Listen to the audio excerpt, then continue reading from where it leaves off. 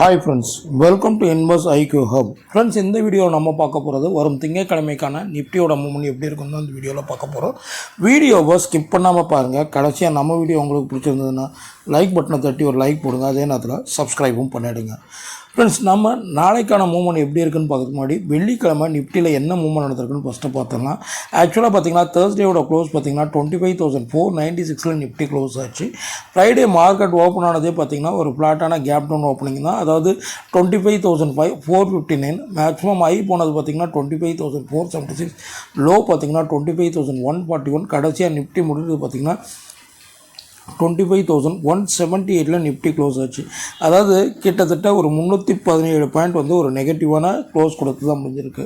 So main reason பார்த்திங்கன்னா geographically, அதாவது இந்த போர், ஈரான் இஸ்ரேலு அமெரிக்காவோட போர், அதை தவிர்த்து இந்த ஏஐயோட இதனால தான் பார்த்திங்கன்னா மார்க்கெட்டோட ஃபால் நடந்துக்கிட்டே இருக்குது. ஸோ இது இன்கேஸ் ரிவர்ஸ் ஆனால் எவ்வளோ தூரம் இப்போதைக்கு மேலே போகும், இறங்கும் பட்சத்தில் வரும் நாட்களில் எவ்வளோ தூரம் இறங்கும் தான் இந்த வீடியோவில் நம்ம பார்க்க போகிறோம்.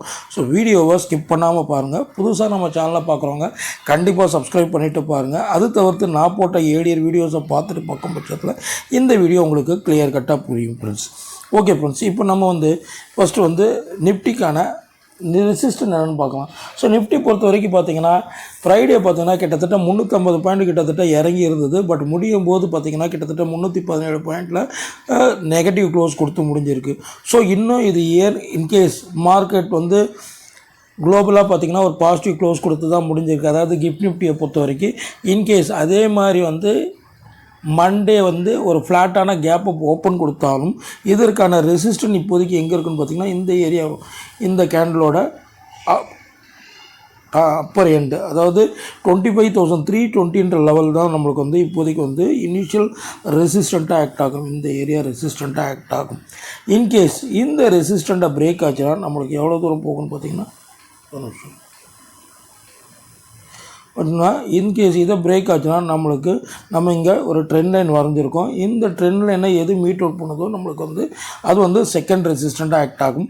அப்படி பார்க்கும் பட்சத்தில் நம்மளுக்கு 25,400 அடுத்த லெவல் ஆஃப் ரெசிஸ்டன்ட்.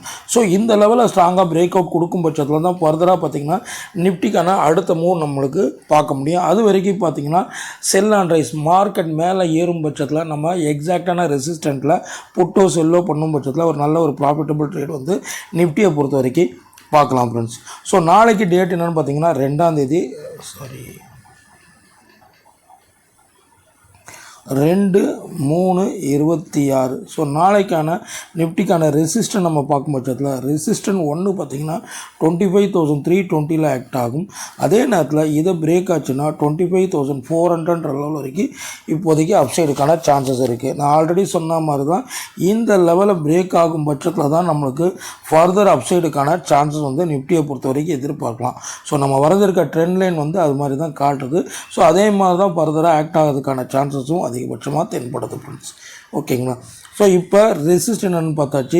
சப்போர்ட் என்னவாக இருக்குன்னு பார்க்கலாம். சப்போர்ட்டை பொறுத்த வரைக்கும் பார்த்திங்கன்னா நிஃப்டியை பொறுத்த வரைக்கும் இப்போதைக்கு பார்த்திங்கன்னா இமீடியட் சப்போர்ட் பார்த்திங்கன்னா 25,100 ஆக்ட் ஆகுது. இந்த ஏரியா ஆக்ட் ஆகுது.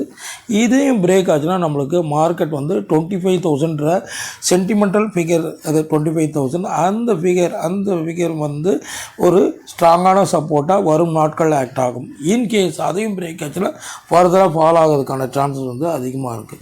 ஸோ நிஃப்டிக்கான சப்போர்ட்டும் நம்ம பார்க்கும் பட்சத்தில் நாளைக்கும் இனி வரும் நாட்களும் பார்த்திங்கன்னா சப்போர்ட் 1 பார்த்திங்கன்னா 25,100 ஆக்ட் ஆகும்.